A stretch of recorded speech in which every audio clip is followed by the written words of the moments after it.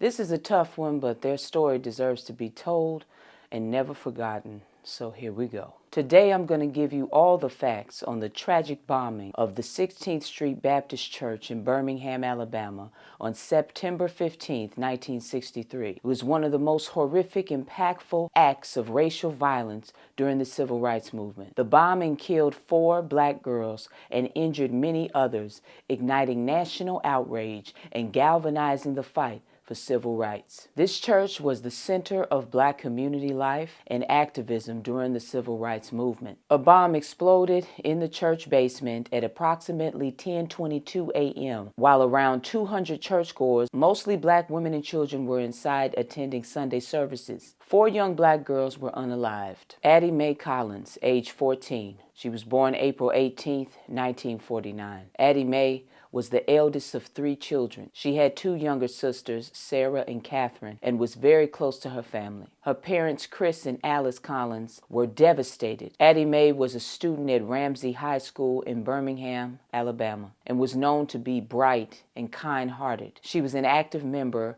of the church's youth group. Addie Mae was described as friendly, full of energy, and eager to help others. She was particularly close to her younger sisters and loved spending time with them. Denise McNair, age 11, born November 17, 1951. Denise was the daughter of Chris McNair and Maxine McNair. She had a brother named Chris Jr. Her parents were active in the civil rights movement, and Denise's mother, Maxine, was especially involved in the church and community activities. Denise was a 6th grader at Willem Elementary. She was a gifted student who was described as intelligent, well-liked by her peers, and a bright presence in her community. Denise was a member of the church's youth group as well and was part of the junior usher board. She had a strong passion for helping out at church and was known for her infectious smile. Denise was described as a lovable child. She had a strong sense of kindness and a deep love for her family and community. Denise's mother continued to speak out for civil rights following the bombing, and Denise's memory remains an enduring symbol of innocence lost to racial violence. Carol Robeson, age 14, born April 24, 1949. Carol was the second of 4 children born to James and Alzada. She had 2 brothers and a sister.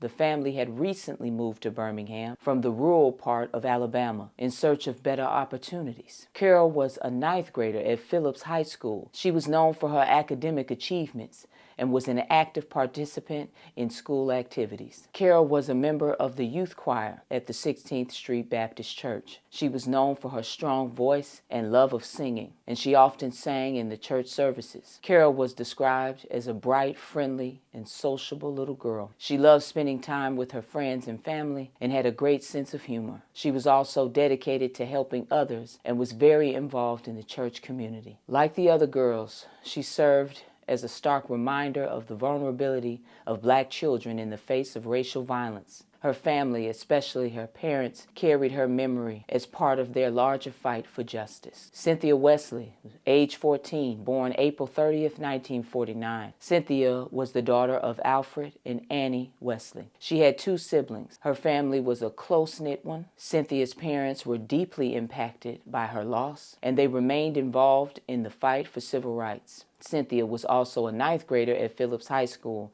in Birmingham. She was known for her academic diligence and was described as a dedicated student with a bright future. Cynthia was an active member of the 16th Street Baptist Church, where she participated in the youth usher board. Cynthia was known to be thoughtful and kind-hearted. She had a gentle, quiet nature, but was very strong in her faith and conviction. She was deeply involved in her church and community, and her passing marked a heartbreaking loss for everyone who knew her, along with the other 3 girls. More than 20 other people were injured in the blast, including several other children and adults. The 16th Street Baptist Church was a prominent place for civil rights activities in Birmingham, which was a major battleground for racial segregation during the 1960s. It had been a meeting place for civil rights leaders, including Dr. Martin Luther King Jr., and was often a target of hostility. The church had recently been targeted by bomb threats, but this was the first successful bombing. Now let's talk about the bombers, the pathetic cowards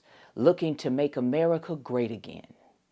The bombing was carried out by members of the Ku Klux Klan, a white terrorist organization. The bombing was part of a larger campaign to intimidate and prevent black people from participating in the civil rights movement. Despite strong evidence of Klan involvement, the authorities in Alabama initially failed to bring charges against the suspects, and there was little accountability for the bombing in the immediate aftermath. Justice was delayed. While there were initially investigations, many years passed before significant legal action was taken. It wasn't until the 1970s and 80s that investigations into the bombing were reviewed. So let's talk about these cowards. Robert Shablis, a prominent Klan member who was arrested and tried in 1977 for the bombing, he was convicted of the unaliving of one of the girls, Addie Mae Collins, and was sentenced to life in prison. Thomas Blatton and Bob Frank Cherry, they weren't arrested until 2000 and 2001, and both were convicted of the bombing in the 2000s. Herman Cash, the fourth suspect, was never charged despite strong evidence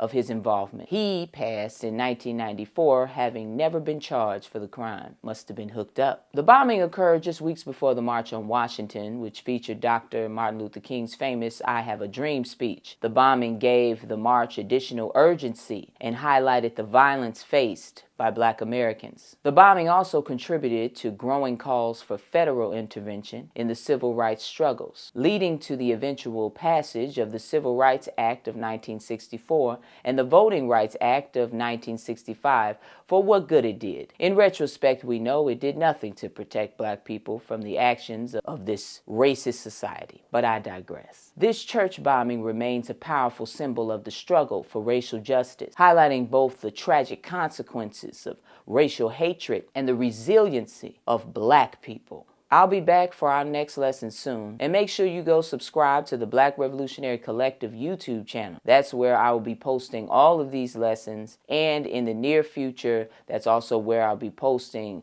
an upcoming podcast and other media things. So make sure you subscribe to our YouTube channel. I love you, Black man. I love you, Black woman. Knowledge is power. Power to the people.